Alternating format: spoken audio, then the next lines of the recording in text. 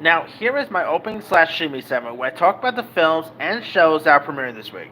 Alright, the films that are coming out, we of course got the big one, and that is The Batman, which I'm going to be seeing this week, and I'm so pumped for this. It looks awesome.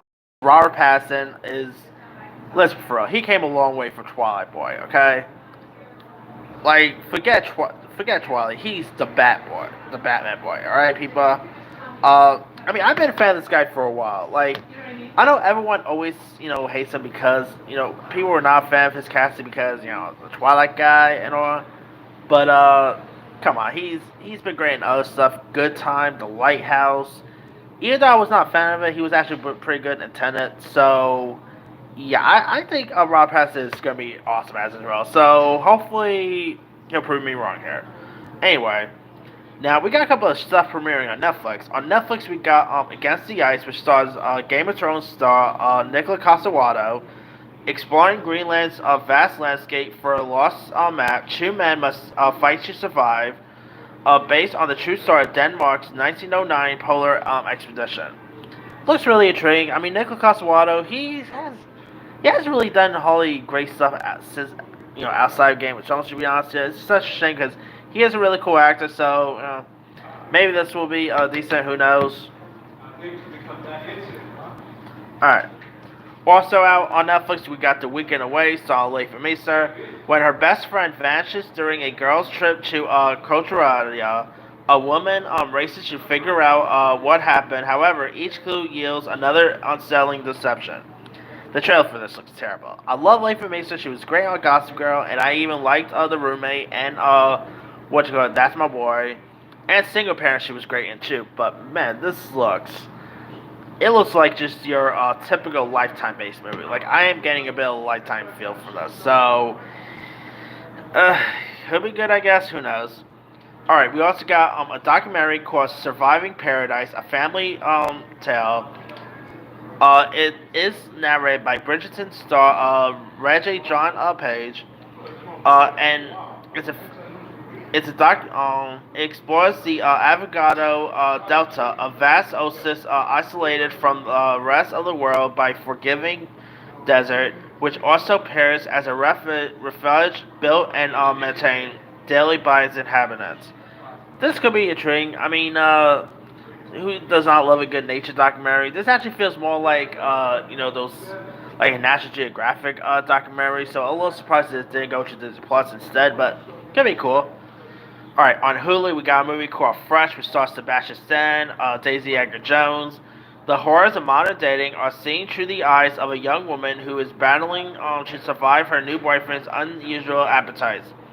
This looks pretty messed up, looks creepy, looks wacky, so could be cool. I mean, Sebastian Stan he's really great as Tom Lee, by the way, but I think he's going to be really cool in this. We got Lucy and Desi, which is, of course, a documentary about the relationship between Lucille Ball and Desi Arnaz.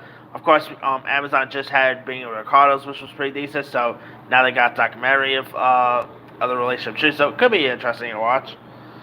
Alright, on A24, also out, we got A24's new movie After Yang, when here's what this is about. When his young daughter's beloved companion, an android named Yang, malfunctions, Jake searches for a way to repair it.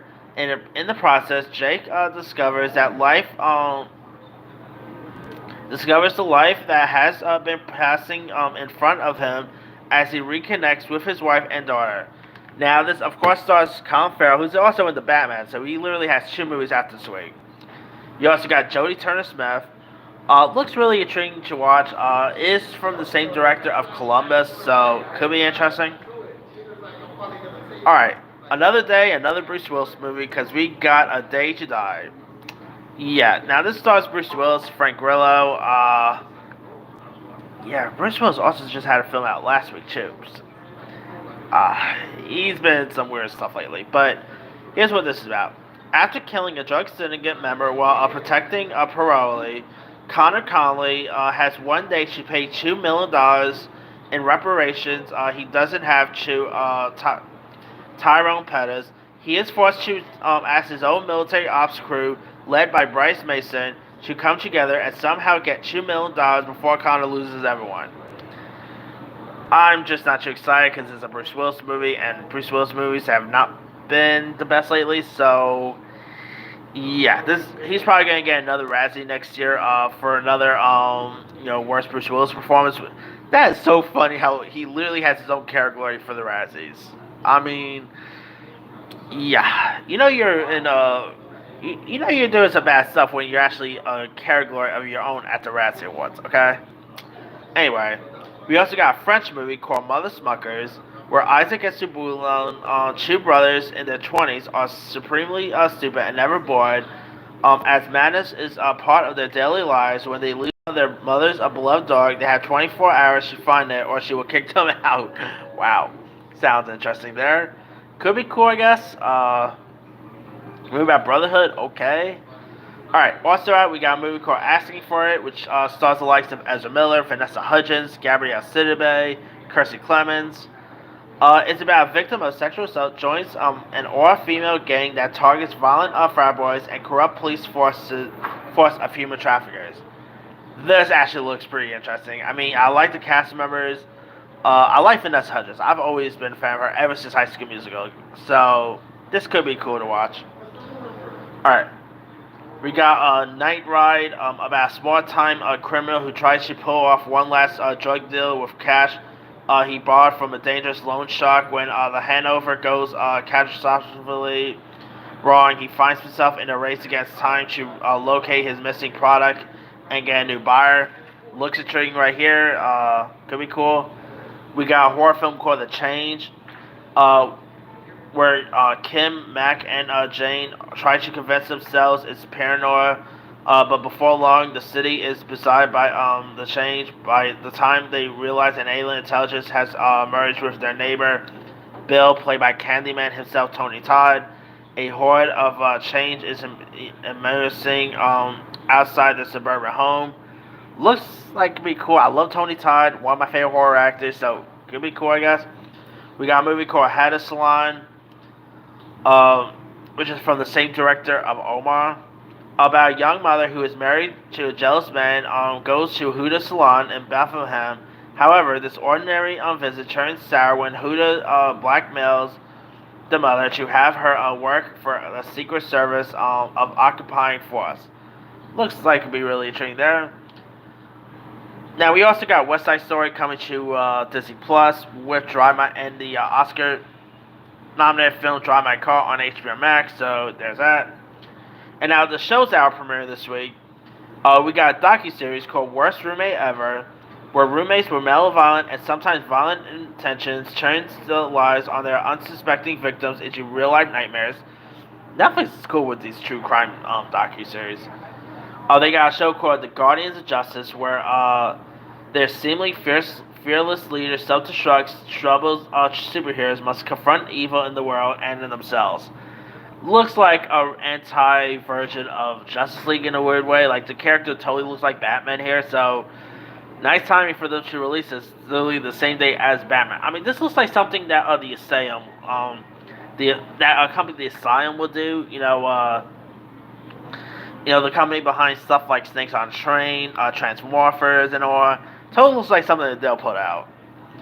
Anyway, for all you toy fans, we got He-Man and the Masters of the Universe Season 2, Power Rangers Dino Thunder Season 2. We got Star Trek Picard Season 2 coming to Paramount Plus with Patrick Stewart. Just think about it. This year we're going to be seeing Patrick Stewart return as both Picard and Dr. Xavier. Nice year for Patrick Stewart, people. Alright. Also out, we got a Hulu series called The Dropout,